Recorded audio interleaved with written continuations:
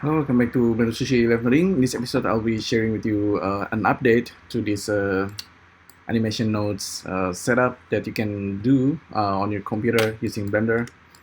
So basically what it is, exactly, this is a character that, this is a motion capture data if I hide everything.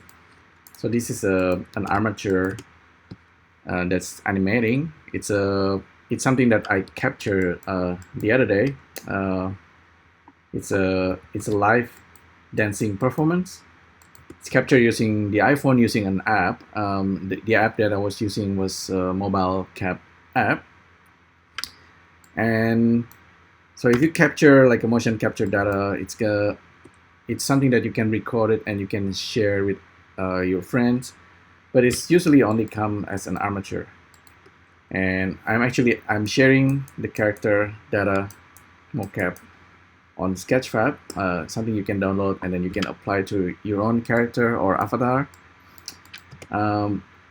But so this thing is usually not renderable until you assign a skin or a character or your own avatar. But sometimes it comes in different shapes or size. But in this case, I just want to do something simple. I basically instance a cylinder to every part of the bones geometry. So we're gonna have like a mesh that can be baked and exported as a AR or like a character, like something that you can share with your friends as, you know, like maybe like USDZ or AR objects. Anyway, so yeah, I'm using animation nodes here. It's the basic setup. I started with a cylinder. This is the armature info coming in, and I'm using the matrix of the armature bones and simply assigning instance of cylinder while also kind of manipulating each instance object. In this case, I probably should make the cylinder scale based on the length. So that's also something to consider. So if this is the length, I could perhaps just multiply this and plug this in as the X and Y.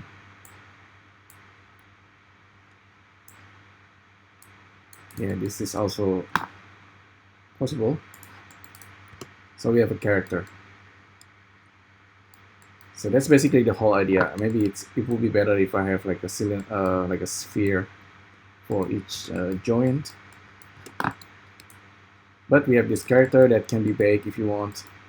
So this is the pose animated armature. If I go to the rest pose, so this is the rest pose. If you have your own character that fits this kind of body armature, you can simply skin your character. That's a possibilities. Let me quickly do something here. If you want to quickly have like just like a basic mesh that you can sculpt, if you want to do that, you can maybe just duplicate this, join them all, do a quick remesh,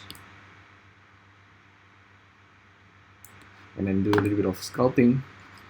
I think I make something that's too high res now. It's slightly frozen. But anyway, I think the avatar, the idea of having avatar to represent yourself, it's gonna be more common in the future because you can kind of have like an alternative identity of some sort, or it's like to better represent yourself or whatever your ideas or whatever. So these days with your smartphone, I'm talking about the iPhone, maybe Android as well, you can easily capture your face performance and then body performance. Like for the motion capture, you have mobile cap app. There's also like Blender motion capture app that's I might talk in the near future.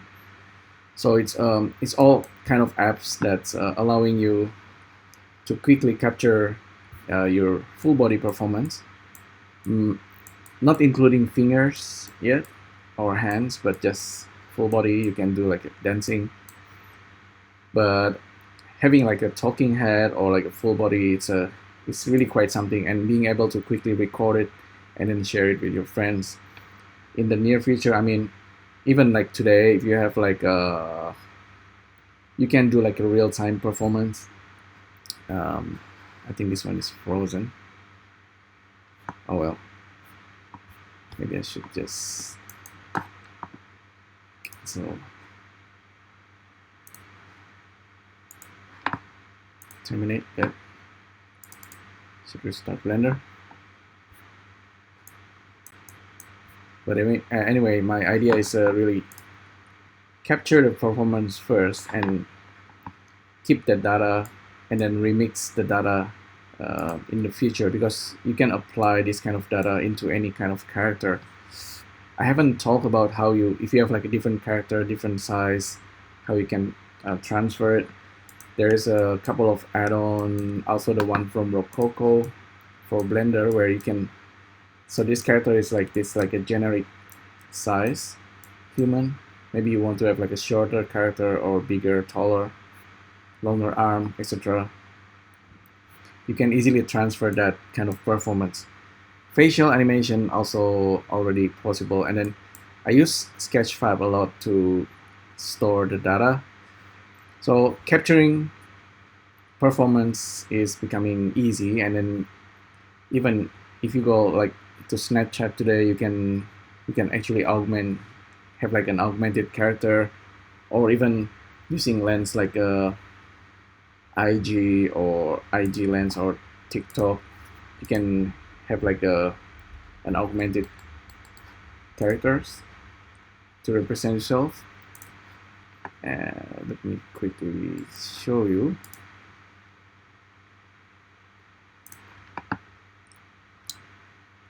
This is a result, right? If you, from the cylinder, if you join all the cylinder and then remesh it and then simply apply the mesh into the character, in the bind pose, you have a single simple skin that's binded into the armature, and you can simply export it as GLB and then convert it into AR object like USDZ. So in the end, you have like something that's shareable. So with this mocap, the feed seems to be still an issue. In this type of mocap tend to have like a problem with the feeds, but I know the app called Blender Motion Capture actually does something really well with the feet and the arms. I want to show that to you maybe in the next video. Maybe I can show it to you today. So BMC, just like a preview.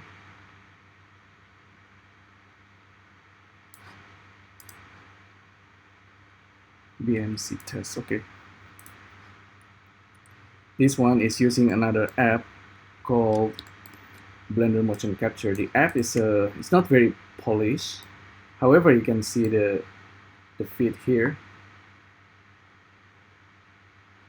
And when the character jump, actually, the feet still planted on the floor nicely. Look at this, is like there are two different armature. This is the puppet, and there's another armature over there that's basically simply made of points.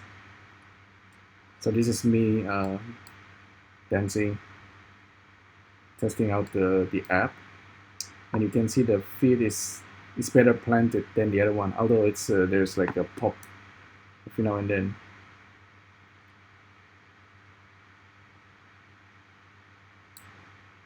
So yeah, in the near future, I will try to make like a full-time, real-time performance in Blender, or maybe like using Unity. I haven't tried Unity, so I should go to Unity.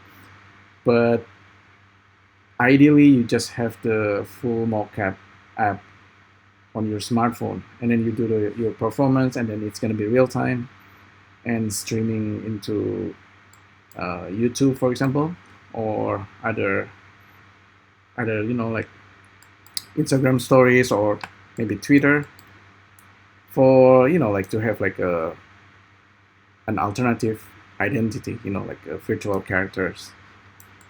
I think it's an interesting idea, especially in year 2020 and the future. You want to have like a custom avatar for yourself, because I think your appearance is really quite limited, and you can be like a person with a certain gender, certain body type. Maybe you're not very muscular or not very good looking, or you don't have the confidence, but you have avatar. The avatar is a good representations that you can show to public. I think it's a very interesting idea. But what's really matter is really the person behind the avatar. Is basically yourself. So that's where you can really be yourself. I don't know. It's an interesting idea. But anyway, yeah, that's a quick look how we can use Blender to remix or bring in like animation data, performance data, and applying it into mesh that can be baked. I mean, I'm using animation nodes, but in the future you can just customize your own avatar and apply the data. Basically, it's gonna be that easy. So yeah, thanks again for tuning in, and I'll see you next time. Thank you. Bye.